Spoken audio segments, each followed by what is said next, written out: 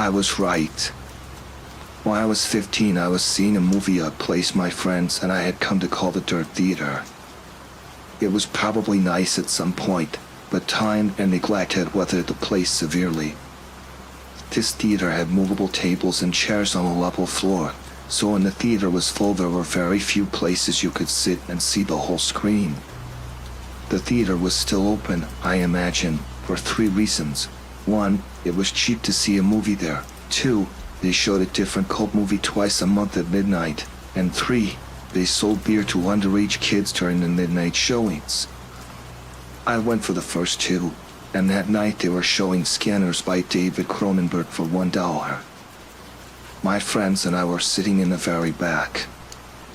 I wanted to sit closer to the front for a better view, but Ryan had driven us, so I relented. A couple minutes before the movie started, a group of girls walked in. They were all pretty attractive, but whatever beauty they might have had was eclipsed by the girl with the dirty blonde hair, even though I had only caught a glimpse of her profile. As she turned to move her seat, I caught a full view of her face, which gave me the feeling of butterflies in my stomach. It was Veronica. I hadn't seen her in a long time. Josh and I saw progressively less of one another after we snuck out to my old house that night when we were 10, and usually when I'd visit him she'd be out with friends. While everyone stared at the screen, I stared at Veronica, only looking away when the feeling that I was being a creep overcame me. But that feeling would quickly subside and my eyes would return to her. She really was beautiful, just like I had thought she'd be when I was a kid. When the credits started to roll, my friends got up and left. There was only one exit and they didn't want to be trapped waiting for the crowd to clear. I lingered in hopes of catching Veronica's attention. As she and her friends walked by, I took a chance. "Hey, Veronica." She turned toward me looking a little startled. "Yeah." I got out of my seat and stepped a little into the light coming in through the open door. "It's me. Josh's old friend from way back. How have you been? Oh my God. Hey. It's been so long." She motioned to her friends that she'd be out in a second. "Yeah, a few years at least. Not since the last time I stayed over with Josh." "How is he anyway?" "Oh, that's right. I remember all you guys' games. Do you still play Ninja Turtles with your friends?" She laughed a little and I blushed. "No, I'm not a kid anymore. Me and my friends play X-Men now." I was really hoping she'd laugh. She did. "Haha, you're cute. Do you come to these movies every time?" I was still reeling from what she said. Does she really think I'm cute? Did she just mean I was funny? Does she think I'm attractive? I suddenly realized that she had asked me a question, and my mind grasped for what it was. "Yeah," I said much too loudly. "Yeah, I tried it anyway. What about you?" "I come every now and then. My boyfriend didn't like these movies, but we just broke up, so I plan on coming from now on." I was trying to be casual, but failed. "Oh, well that's cool, not that you guys broke up. I just meant that you'd be able to come more often." She laughed again. I tried to recover. "So are you coming the week after next? They're supposed to show Day of the Dead. It's really cool." "Yeah, I'll be here." She smiled, and I was about to suggest that maybe we could sit together when she quickly closed the space between us and hugged me. "It was really good to see you," she said with her arms around me. I was trying to think of what to say when I realized the biggest problem was that I had forgotten how to talk. Luckily, Ryan, who I could hear approaching from the hallway, came in and spoke for me. "Dude, you know the movie's over, right? Let's get the fuck out of OHHHYEAHHH. Veronica let go and said that she'd see me next time. She was played out of the room by the porn music Ryan was making with his mouth. I was furious, but it dissipated as soon as I heard Veronica laughing in the lobby. Day of the Dead couldn't come soon enough. Ryan's family was going out of town, so he wouldn't be able to drive us, and the other friends I was with that night didn't have cars. A couple of days before the movie, I asked my mom if she could take me. She responded almost immediately by denying my request, but I persisted and she picked up on the desperation in my voice.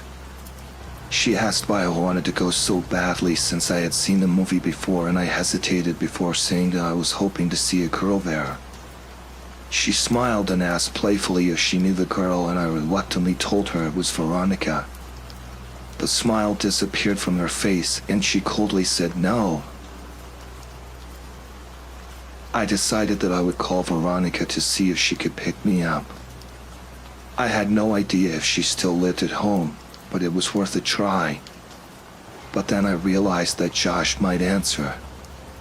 I hadn't talked to him in almost 3 years, and if he answered, I obviously couldn't ask to talk to his sister. I felt guilty for calling to speak with Veronica and not Josh, but I dismissed that feeling quickly. Josh hadn't called me in years either. I picked up the phone and dialed the number that was still embedded in my muscle memory from having dialed it so often all those years ago. It rang several times before someone picked up. It wasn't Josh. I felt a mixture of both relief and disappointment. I realized in that second that I really missed Josh. I would call after this weekend and talk to him, but this was my only chance to see if Veronica could or would take me, so I asked for her. The person told me I had dialed the wrong number. I repeated the number back to her, and she confirmed. She said they must have changed their number, and I agreed. I apologized for the disturbance and hung up. I was suddenly intensely sad because now I couldn't contact Josh even if I wanted to. I felt terrible for having been afraid that he might answer the phone. He had been my very best friend.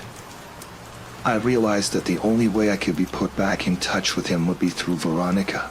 So now, not that I needed one, I had another reason to see her. I told my mom the day before the movie that I was no longer concerned with going, but was hoping she could drop me off at my friend Chris' house. She relented and dropped me off that Saturday a couple of hours before the movie. My plan was to walk from his house to the theater since he only lived about a half-mile away. They went to church early on Sundays so his parents would go to sleep early Saturday night, and Chris was fine with not coming with me since he had planned on chatting with this girl he met online. He said that the walk back to his house would be even lonelier after she laughed in my face when I tried to kiss her, and I told him not to electrocute himself when he tried to have sex with his computer. I left his house at 11:15. I tried to pace myself so I'd get there just a little before the movie. I was going by myself, and so I didn't want to just hang around there waiting. On my way to the theater, I figured that if Veronica showed up at all, it would be too lucky for us to arrive at the same time, so I debated whether I should wait outside or just go in. Both had their pros and cons. As I was grappling with these concerns, I noticed that the steady stream of streaking car lights that had been overtaking me had been replaced by a single, constant spotlight that refused to pass.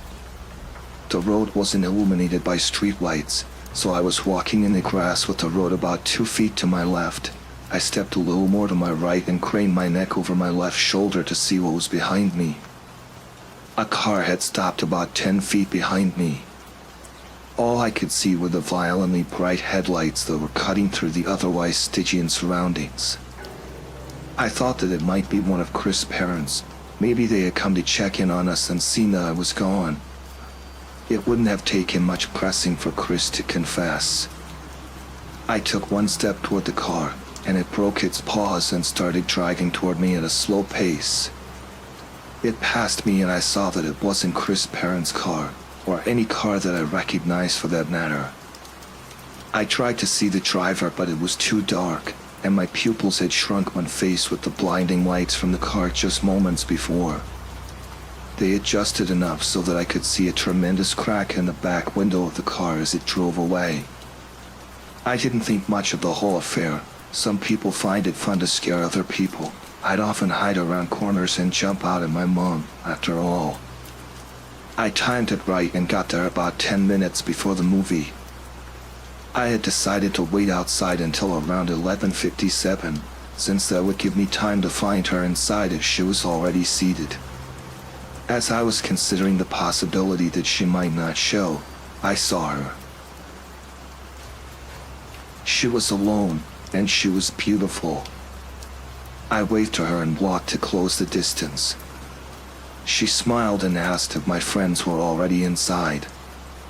I said that they weren't and realized that this must seem like I was trying to make this a date.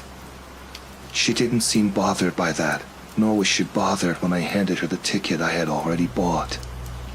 She looked at me quizzically, and I said, "Don't worry, I'm rich." She laughed and we went inside. I bought us 1 popcorn and 2 drinks and spent most of the movie debating whether or not I should time reaching my hand into the popcorn bag when she reached in so they would touch. She seemed to enjoy the movie, and before I knew it, it was over. We didn't linger in the theater, and because this was a midnight show we couldn't loiter in the lobby, so we walked outside.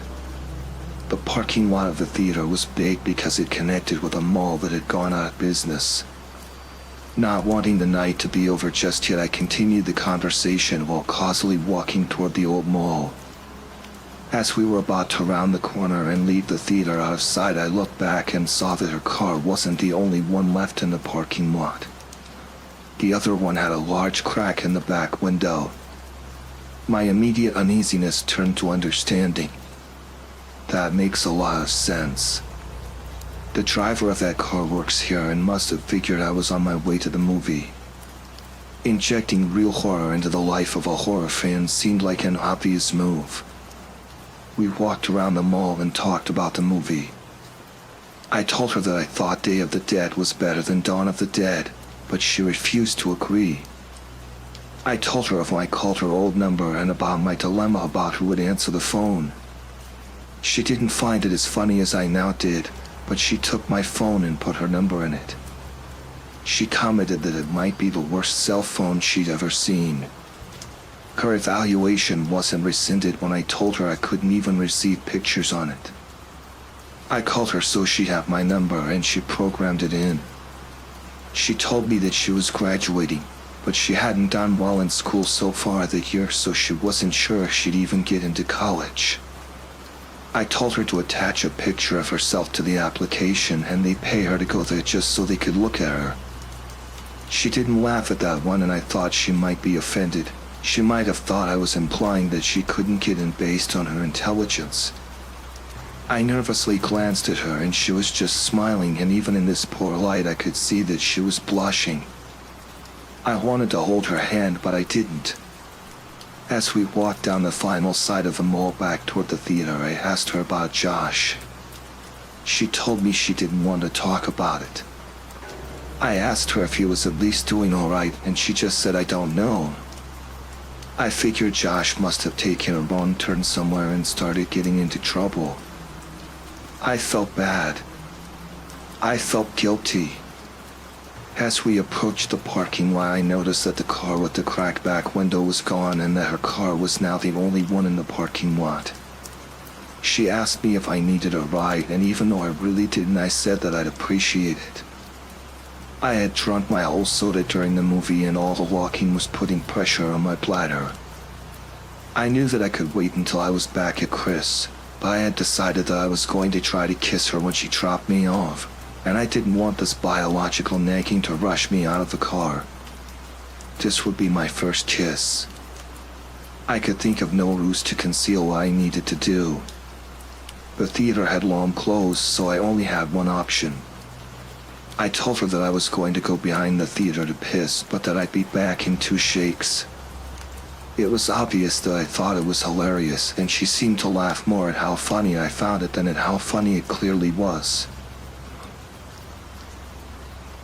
On the way toward the theater, I stopped and turned toward her.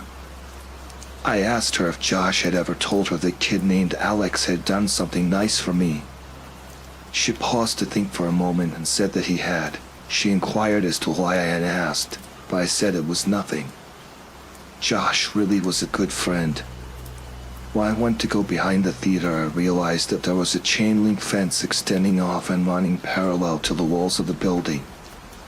Where I stood, she could still see me, and the fence seemed to stretch on endlessly, so I thought I'd just hop it, duck out of sight, and return as quickly as I could. It may have been too much of an effort, but I thought it polite. I climbed the fence and walked just a little ways until I was out of sight and urinated. For a moment, the only sounds were the crickets in the grass behind me and the collision of liquid and cement. These sounds were overpowered by a noise that I can still hear when it is quiet and there are no other noises to distract my ears. In the distance, I heard a faint screeching which quickly subsided only to be replaced with a cascade of thundering vibrations. I realized quickly enough what it was. It was a car. The growling of the engine got louder. And then I thought, no, not louder, closer.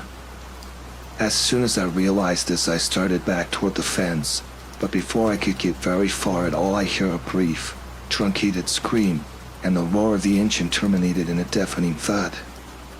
I started running, but after only 2 or 3 steps, I was tripped by a loose piece of stone and fell hard and fast onto the concrete, my head striking the corner of a chair as I fell. I was dazed for maybe 30 seconds, but the renewed rumbling of the engine drew my senses back and my equilibrium was restored by adrenaline. I redoubled my efforts.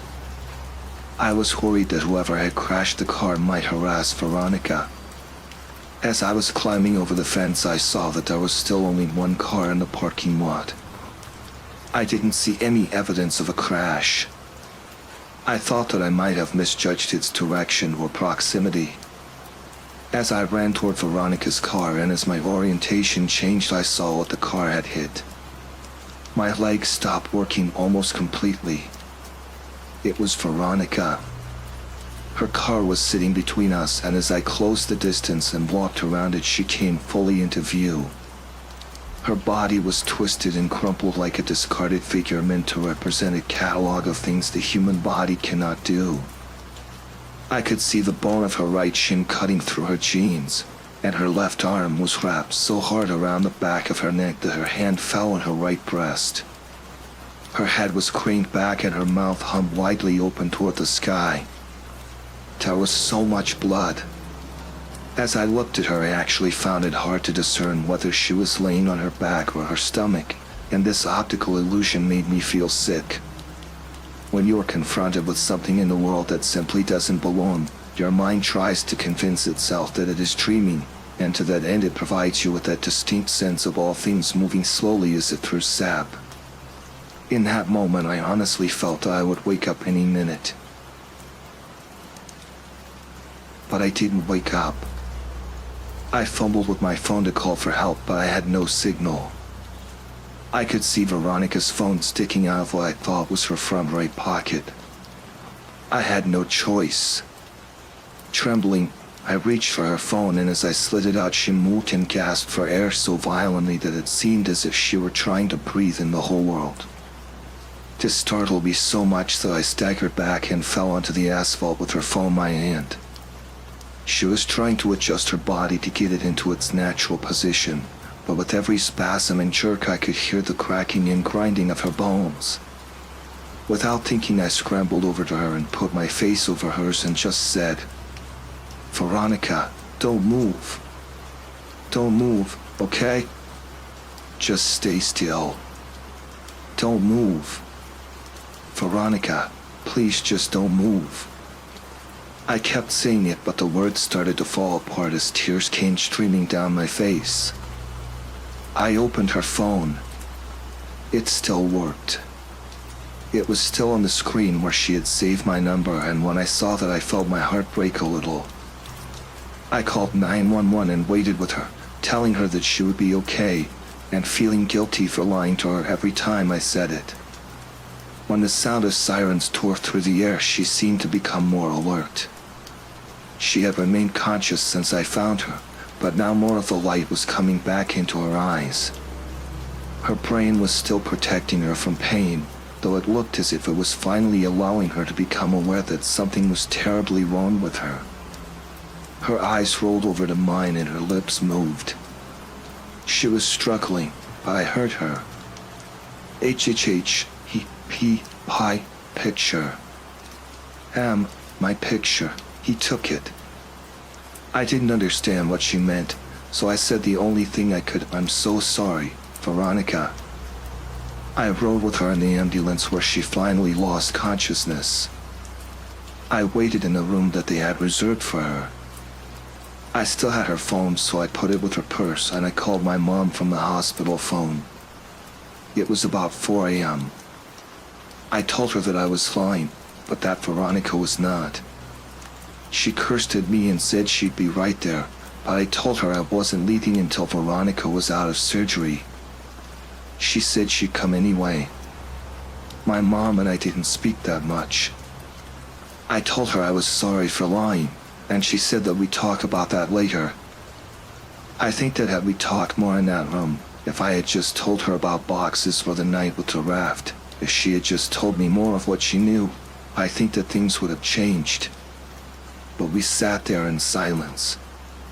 She told me that she loved me and that I could call her whenever I wanted her to come get me. As my mom was leaving, Veronica's parents rushed in. Her dad and my mom exchanged a few words that appeared to be quite serious while Veronica's mother talked to the person at the desk. Her mother was a nurse, but didn't work at this hospital. I'm sure that she had tried to get Veronica transferred, but her condition was prohibitive. While we waited, the police came in and talked to each of us. I told them what happened, they made some notes, and then they left. She came out of surgery and 90% of her body was covered in a thick, white cast. Her right arm was free, but the rest of her was bound like a cocoon. She was still under, but I remembered how I felt when I had my cast before kindergarten. I asked a nurse for a marker, but I couldn't think of anything to write. I slept in a chair in the corner and went home the next day. I came back every afternoon for several days. At some point they had moved another patient into a room and set up a screen around Veronica's bed to act as a partition. She didn't seem to be feeling better, but she made more moments of lucidity. But even during these periods we wouldn't really talk. Her jaw had been broken by the car, so the doctors had wired it shut. I sat with her for a while, but there was nothing much I could say. I got up and walked over to her. I kissed her on the forehead and she whispered through her clenched teeth, "Josh." This surprised me a little, but I looked at her and said, "Has he not come to see you?" "No." I found myself really irritated. Even if Josh had been getting into trouble, he should still come see his sister, I thought. I was about to express this when she said, "No. Josh, he ran away. I should have told you." I felt my blood turn to ice. When? When did this happen? When he was 13. Did he leave a note or something? On his pillow. She started crying and I followed her, but I think now we were crying for different reasons even if I didn't realize it. At this point there were a lot of things I still didn't remember about my childhood, and there were a lot of connections I hadn't yet made. I told her I had to go, but that she could text me any time. I got a text from her the next day telling me not to come back. I asked why and she said she didn't want me to see her like that again. I agreed begrudgingly. We texted each other every day, though I kept this from my mom because I knew that she didn't like me talking to Veronica. Usually her texts were fairly short, and mostly only in response to more lengthy texts that I would send her. I tried calling her only once. I was sure she was screening her calls, but hoped I could hear her voice. She picked up but didn't say anything.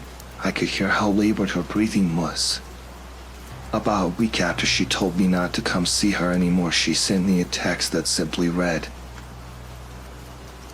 "I love you." I was filled with so many different emotions, but I responded by expressing the most prevalent one. I replied, "I love you, too." She said that she wanted to be with me, and that she couldn't wait until she could see me again. She told me that she had been released and was convalescing at her house. These exchanges carried on for several weeks, but every time I asked to come see her, she would say soon. I kept insisting, and the following week she said that she thought she might be able to make it to the next midnight movie. I couldn't believe it, but she insisted that she would try. I got a text from her the afternoon of the movie saying, "See you tonight." I got Ryan to drive me since Chris' parents had found out what had happened and said I wasn't welcome at their house anymore. I explained to Ryan that she might be in bad shape, but that I really cared about her, so to give us some space. He accepted that and we headed down there. Veronica didn't show. I had saved a seat for her right next to me near the exit so she could get in and out easily, but 10 minutes into the movie a man slid into the chair. I whispered, "Excuse me, this seat is taken," but he didn't respond at all. He just stared ahead at the screen. I remember wanting to move because there was something wrong with the way he was breathing. I forfeited because I realized that she wasn't coming. I texted her the next day asking if she was alright, and I inquired as to why she didn't show the previous night.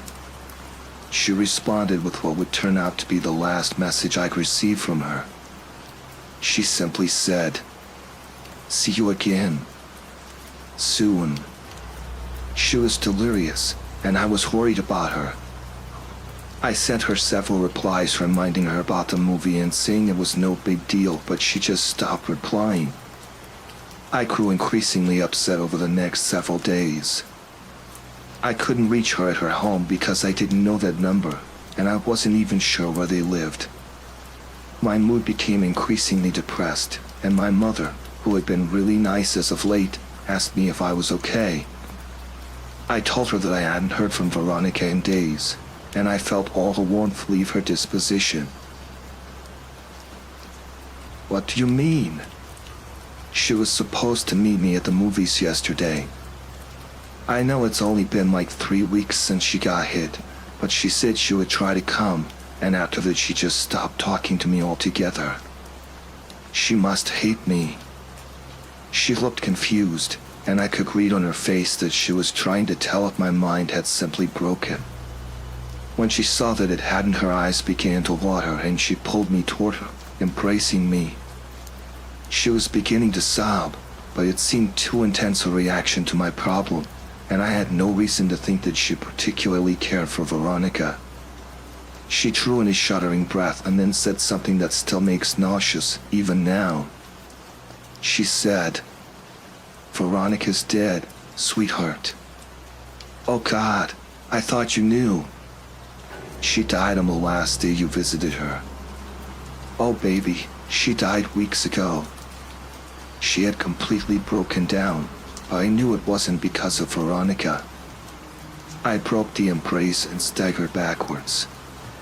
My mind was swimming. This wasn't possible. I had just exchanged messages with her yesterday. I could only think to ask one question, and it was probably the most trivial I could ask.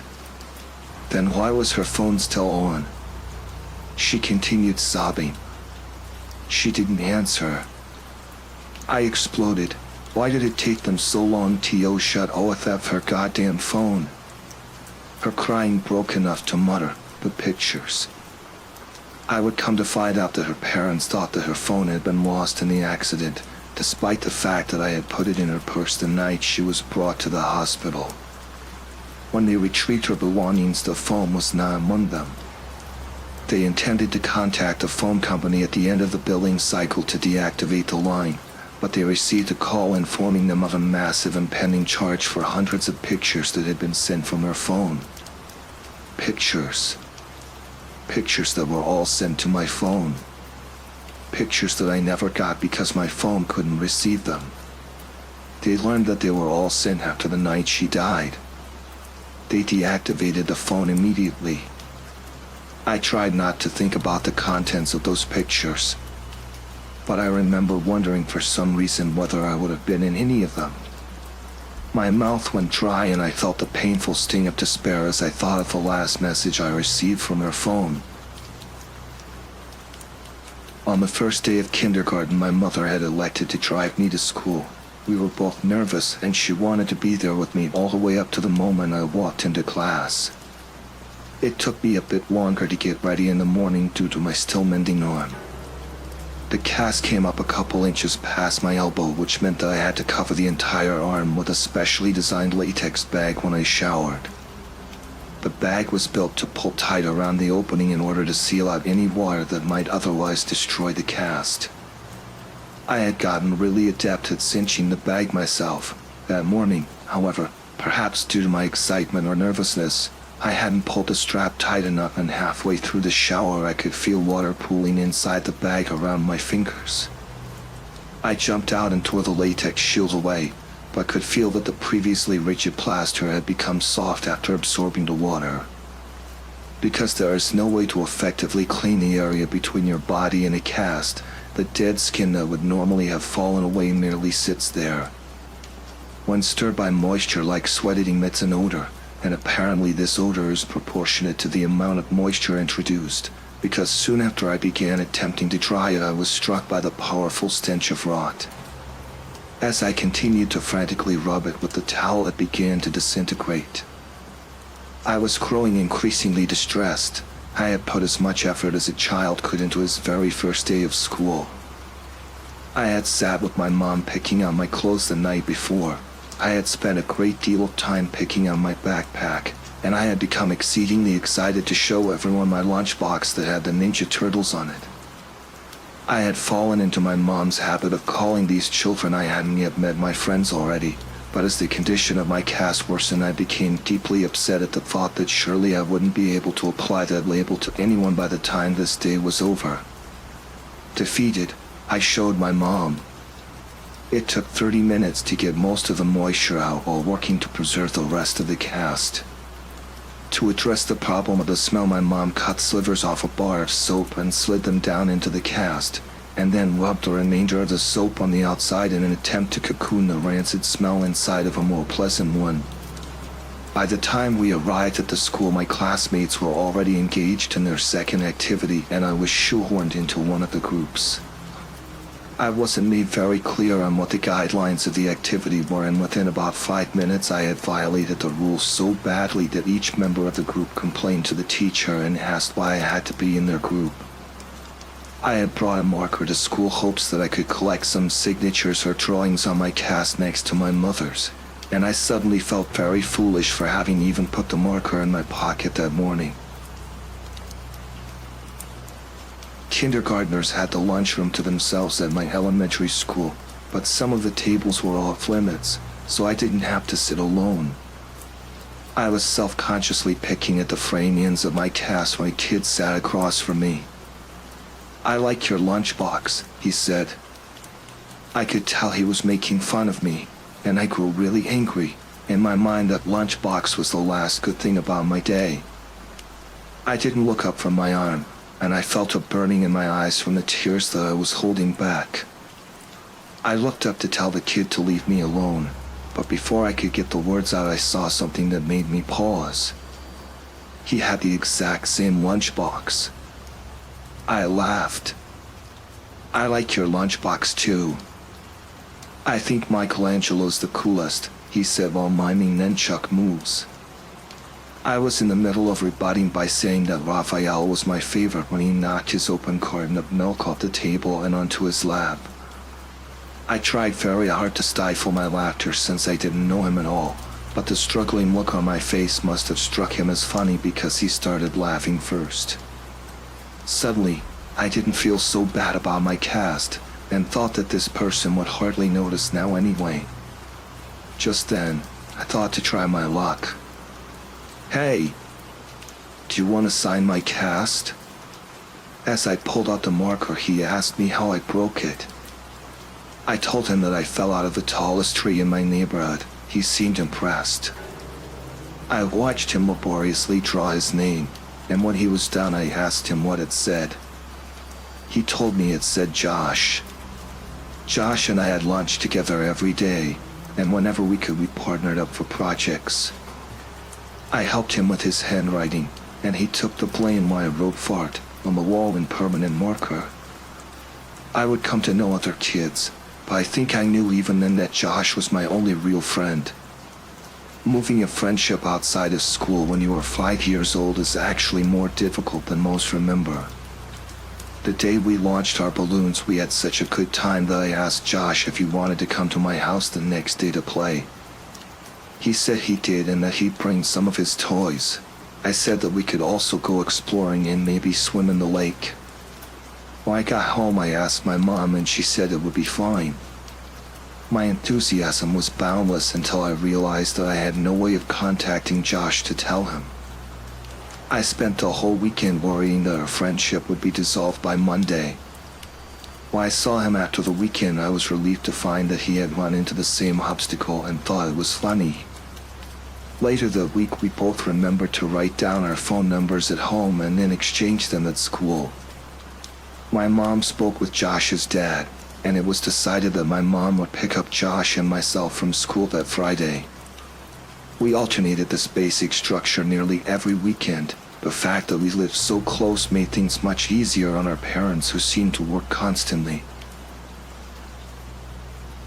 When my mom and I moved across the city at the end of first grade, I was sure that our friendship had seen its last day.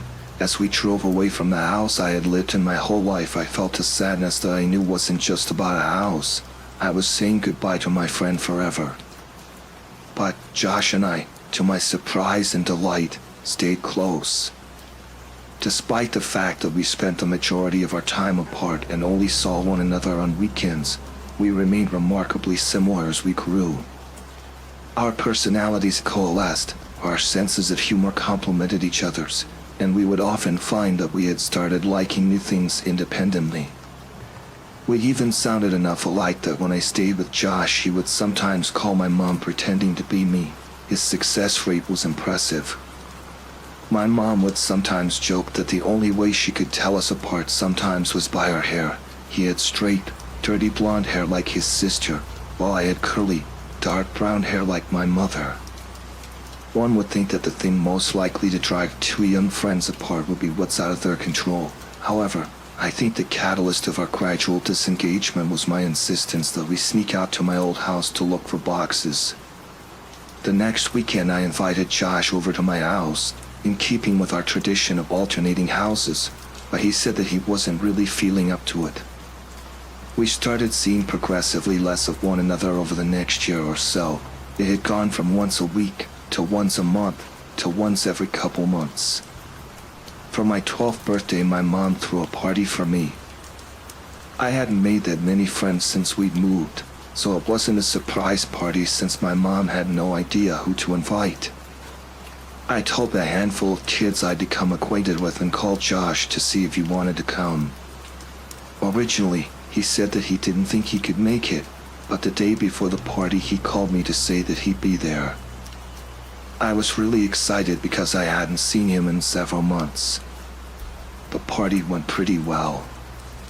My biggest concern was that Josh and the other kids wouldn't get along, but they seemed to like each other well enough. Josh was surprisingly quiet. He hadn't brought me a gift and apologized for that, but I told him it wasn't a big deal. I was just glad that he was able to make it. I tried to start several conversations with him, but they seemed to keep reaching dead ends. I asked him what was wrong. I told him that I didn't get why things had become so awkward between us. They were never like that before. We used to hang out almost every weekend and talk on the phone every couple days. I asked him what happened to us. He looked up from staring at his shoes and just said, You laughed. Just after he said that, my mom yelled in from the other room that it was time to open presents. I forced a smile and walked into the dining room as they sang happy birthday. There were a couple of wrapped boxes and a lot of cards since most of my extended family lived out of state. Most of the gifts were silly and forgettable, but I remember that Brian gave me a Mighty Max toy shaped like a snake that I kept for years afterwards. My mom was insistent that I open all the cards that had been brought and thank each person who had given one, because several years before on Christmas I had torn through the wrapping paper and envelopes with such fervor that I had destroyed any possibility of discerning who had sent which gift or what amount of money. We separated the ones that had been sent by mail and the ones that had been brought that day so my friends wouldn't have to sit through me opening cards from people they had never met. Most of the cards from my friends had a couple dollars in them, and the ones from my family members contained larger bills. One envelope didn't have my name written on it, but it was in the pile, so I opened it. The card had a generic floral pattern on its face and seemed to be a card that had been received by someone else who was now recycling it for my birthday because it was actually a little dingy. I actually appreciated the idea that it was a reused card, since I'd always thought that cards were silly. I angled it so that the money wouldn't fall to the floor when I opened it, but the only thing inside was the message that had come printed in the card. I love you. Whoever had given me this card hadn't written anything in it, but they had circled the message in pencil a couple times. I chuckled a little and said, "Gee, thanks for the awesome card, Mom." She looked at me quizzically and then turned her attention to the card. She told me it wasn't from her and seemed amused as she showed my friends, looking at their faces trying to discern who had played the joke. None of the kids stepped forward, so my mom said, "Don't worry, sweetheart. At least you know now that two people love you." She followed that with an extremely prolonged and excruciating kiss on my forehead that transformed the group's bewilderment into hysteria. They were all laughing, so it could have been any of them, but Mike seemed to be laughing the hardest. To become a participant rather than the subject of the gag, I said to him that just because he had given me the card, he shouldn't think that I'd kiss him later. We all laughed, and as I looked at Josh, I saw he was finally smiling. "Well, I think that gift might be the winner, but you have a couple more to open." My mom slid another present in front of me. I was still feeling the tremors of suppressed chuckles in my abdomen as I tore the colorful paper away. When I saw the gift, I had no need to suppress the laughter anymore. My smile dropped as I looked at what I'd been given. It was a pair of walkie-talkies. "Well, go on. Show everyone." I held them up, and everyone seemed to approve, but as I drew my attention to Josh, I could see that he had turned a sickly shade of white. We locked eyes for a moment, and then he turned and walked into the kitchen. As I watched him dial a number on the corded phone attached to the wall, my mom whispered in my ear that she knew that Josh and I didn't talk as much since one of the walkie-talkies had broken, so she thought I'd like it. I was filled with an intense appreciation for my mom's thoughtfulness, but this feeling was easily overpowered by the emotions resurrected by the returning memories I tried so hard to bury. When everyone was eating cake, I asked Josh who he had called. He told me he wasn't feeling well, so he called his dad to come get him. I understood that he wanted to leave, but I told him that I wished we could hang out more. I extended one of the walkie-talkies to him, but he put his hand up in refusal. Dejected, I said, "Well, thanks for coming, I guess.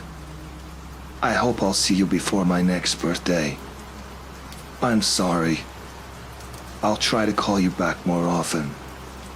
"I really will," he said. The conversation stagnated as we waited by my door for his dad. I looked at his face. Josh seemed genuinely remorseful that he hadn't made more of an effort. His mood seemed suddenly bolstered by an idea that had struck him. He told me that he knew what he'd give me for my birthday. It would take a while, but he thought that I would really like it. I told him it wasn't a big deal, but he insisted. He seemed in better spirits and apologized for being such a drag at my party. He said that he was tired, that he hadn't been sleeping well. I asked him why that was as he opened the door in response to his dad's honking in the driveway. He turned back toward me and waved goodbye as he answered my question. I think I'd been sleepwalking. That was the last time I saw my friend, and a couple months later he was gone. Over the past several weeks, the relationship between my mother and I has grown increasing strain due to my attempts to learn the details of my childhood. It's often the case that one cannot know the breaking point of a thing until that thing fractures, and after the last conversation with my mother, I imagine that we will spend the rest of our lives attempting to repair what had taken a lifetime to build. She had put so much energy into keeping me safe, both physically and psychologically, but I think that the walls meant to insulate me from harm were also protecting her emotional stability. As the truth came pouring out the last time we spoke, I could hear a trembling in her voice that I think was a reverberation of the collapse of her world. I don't imagine my mother and I will talk very much anymore, and while there are still some things I don't understand, I think I know enough. After Josh disappeared, his parents had done all that they could to find him. From the very first day, the police had suggested that they contact all Josh's friends' parents to see if he was with them. They did this, of course, but no one had seen him or had any idea of where he might be. The police had been unable to turn over any new information about Josh's whereabouts, despite the fact that they had received several anonymous phone calls from a woman urging them to compare this case with the stalking case that had been opened about 6 years before. If Josh's mother's grip on the world loosened when her son vanished, it broke when Veronica died. She had seen many people die at the hospital, but there is no amount of desensitization that can fortify a person against the death of her own child. She would visit Veronica twice a day since she was recuperating at a different hospital, once before her shift and once afterward. On the day Veronica died, her mother was late leaving work, and by the time she arrived at her daughter's hospital, Veronica had already passed. This was too much for her, and over the next couple weeks she became increasingly more unstable. She would often wander outside yelling for both Josh and Veronica to come home, and there were several times her husband found her wandering around my old neighborhood in the middle of the night, half-clothed and frantically searching for her son and daughter. Due to his wife's mental deterioration, Josh's dad could no longer travel for work and began taking construction jobs that were less well-paying, so he could be closer to home. When they began expanding my old neighborhood more, about 3 months after Veronica died, Josh's dad applied for every position and was hired. He was qualified to lead the build sites, but he took a job as a laborer helping to build frames and clean up the sites and whatever else was needed. He even took odd jobs that would occasionally come up, mowing lawns, repairing fences, anything that to keep from traveling. They began clearing the woods in the area next to the tributary to transform the land into inhabitable property. Josh's dad was tasked with the responsibility of leveling the recently deforested lot, and this job guaranteed him at least several weeks of work. On the third day, he arrived at a spot that he could not level. Each time he'd drive over it, it would remain lower than all the surrounding land. Frustrated, he got out the machine to survey the area. He was tempted to simply pack more dirt into the depression, but he knew that would only be an aesthetic and temporary solution. He had worked construction for years and knew that root systems from large trees that had been recently cut down would often decompose, leaving weaknesses in the soil that would manifest as weaknesses in the foundations above. He weighed his options and elected to dig a little with a shovel in case the problem was shallow enough to fix without needing a machine that would have to be brought over from another site. And as my mother described where this was, I knew I had been at that spot both before the soil was broken and before it had been filled in. I felt it tightening in my chest. He dug a small hole about 3 feet down until his shovel collided with something hard.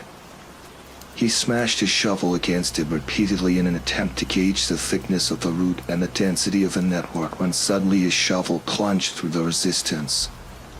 Confused, he dug the hole wider. After about a half hour of excavating, he found himself standing on a brown blanket-covered box about 7 feet long and 4 feet wide. Our minds work to avoid dissonance. If we hold a belief strongly enough, our minds will forcefully reject conflicting evidence so that we can maintain the integrity of our understanding of the world. Up until the very next moment, despite what all sense would have indicated, despite the fact that some small but suffocated part of him understood what was supporting his weight, this man believed, he knew, his son was still alive. My mom received a call at 6 p.m. She knew who it was, but she couldn't understand what he was saying. But what she did comprehend made her leave immediately. Down here. Now. Son. Please God. When she arrived, she found Josh's dad sitting perfectly still with his back to the hole. He was holding the shovel so tightly it seemed that it might snap, and he was staring straight ahead with eyes that looked as lifeless as a shark's. He wouldn't respond to any of her words, and only reacted when she tried to gently take the shovel from him. He dragged his eyes slowly to hers and just said, "I don't understand." He repeated this as if he had forgotten all other words, and my mother could hear him still muttering it as she walked past him to look in the hole. She told me she wished she had gouged her eyes out before she faced downward into that crater, and I told her that I knew what she was about to say and that she need not continue. I looked at her face, and it was expressing a look of such intense despair that it caused my stomach to turn. I realized that she had known of this for almost 10 years and was hoping that she'd never have to tell me. As a result, she never came up with the proper arrangement of words to describe what she saw, and as I sit here, I'm met with the same difficulty of articulation. Josh was dead. His face was sunken in and contorted in such a way that it was as if the misery and hopelessness of all the world had been transferred to it. The assaulting smell of decay rose from the crypt, and my mother had to cover her nose and mouth to keep from vomiting. His skin was cracked, almost crocodilian, and a stream of blood that had followed these lines had dried on his face after pooling and staining the wood around his head. His eyes lay half-lidded, facing straight up. She said by the look of him he had not been long dead, and thus time had not brought the mercy of degradation to erase the pain and terror that was now etched into his face. She said it was as if he had fixed his gaze right on her, his open mouth offering an all-too-late plea for help. The rest of his body, however, was invisible. Someone else was covering it. He was large and lay face down on top of Josh, and as my mother's mind stretched itself to take in what her eyes were attempting to tell her, she became aware of the significance of the way in which he laid. He was holding Josh. Their legs lay frozen by death, but entangled like vines in some lush, tropical forest. One arm rested under Josh's neck only to wrap around his body so that they might lay closer still. As the sun passed through the trees, its light became reflected by something pinned to Josh's shirt. My mother stooped to one knee and raised the collar of her shirt over her nose so that she might block out the smell. When she saw what had caught the sun, her legs abandoned her, and she nearly fell into the tomb. It was a picture. It was a picture of me as a child. She staggered backwards, gasping and trembling, and collided with Josh's father, who still sat facing away from the hole. She understood why he had called her, but she could not bring herself to tell him what she had kept from everyone for all these years. Josh's family never knew about the night I had woken up in the woods. She knew now that she should have told them, but to tell him now would help nothing. As she sat there resting her back against Josh's dad's, he spoke. I can't tell my wife. I can't tell her that our little boy. His speech staggered in fits as he pressed his wet face into his dirt-caked hands. She couldn't bear it. After a moment, he stood up, still shuddering, and lumbered toward the grave. With a final sob, he stepped down into the coffin. Josh's dad was a big man, but not as big as the man in the box. He grabbed the back of the man's collar and pulled hard. It was as if he intended to throw the man out of the grave in a singular motion. But the collar ripped and the body fell back down on top of his son. "You motherfucker." He grabbed the man by the shoulders and heaved him back until he was off of Josh and sat awkwardly but upright against the wall of the grave. He looked at the man and staggered back a step. "Oh God. Oh God, no. No, no, no, please God, no." In a struggling but powerful movement, he lifted and pushed the corpse completely out of the ground, and they both heard the sound of glass rolling against wood. It was a bottle. He handed it to my mother. It was ether. "Oh, Josh." He sobbed. "My boy, my baby boy. Why is there so much blood? What did he do to you?" As my mother looked at the man who now lay facing upwards, she realized she was facing the person who had haunted our lives for over a decade. She had imagined him so many times, always evil and always terrifying, and the cries of Josh's father seemed to confirm her worst fears. But as she stared at his face, she thought that this didn't look like who she imagined. This was just a man. As she looked at his frozen expression, it actually looked serene. The corners of his lips were turned up only slightly. She saw that he was smiling. Not the expected smile of a maniac from a film or horror story. Not the smile of a demon or the smile of a fiend. This was the smile of contentment or satisfaction. It was a smile of bliss. It was a smile of love. As she looked down from his face, she saw a tremendous wound on his neck from where the skin had been ripped out. She was at first relieved when she realized that the blood had not been Josh's. Perhaps he had suffered less. But this comfort was short-lived as she realized just how wrong she was. She brought a hand up to her mouth and whispered, almost as if she was afraid to remind the world what had happened. They were alive. Josh must have bitten the man's neck in an attempt to get free, and although the man had died, Josh couldn't move him. I began crying when I thought of how long he might have laid there. She looked through the man's pockets for some kind of identification, but she only found a piece of paper. On it was a drawing of a man holding hands with a small boy, and next to the boy were initials. My initials. I'd like to think that she was remembering that part of the story inaccurately, but I'll never know for sure. As Josh's father carried his son out of the grave, my mom slid the piece of paper into her pocket. He kept muttering that his son's hair had been dyed. She saw that it had. It was now dark brown, and she noticed that he was dressed oddly. His clothes were all far too small. After Josh's dad delicately laid his boy on the soft earth, he began gently pressing his hands against his son's pants to feel his pockets. He heard a crinkle. Carefully, he retrieved a folded piece of paper from Josh's pocket. He looked at it but was vexed. Absently, he handed it to my mother, but she didn't recognize it either. I asked her what it was. She told me it was a map, and I felt my heart shatter. He was finishing the map. That must have been his idea for my birthday present. I found myself strangely hoping that he hadn't been taken while expanding it, as if that would somehow matter now. She heard Josh's father grunt and looked to see him pushing the man's body back into the ground. As he walked back toward the machine that had found this spot for him, he put his hand on a canister of gasoline and paused with his back toward my mother. "You should go. I'm so sorry. It's not your fault. I did this. You can't think like that.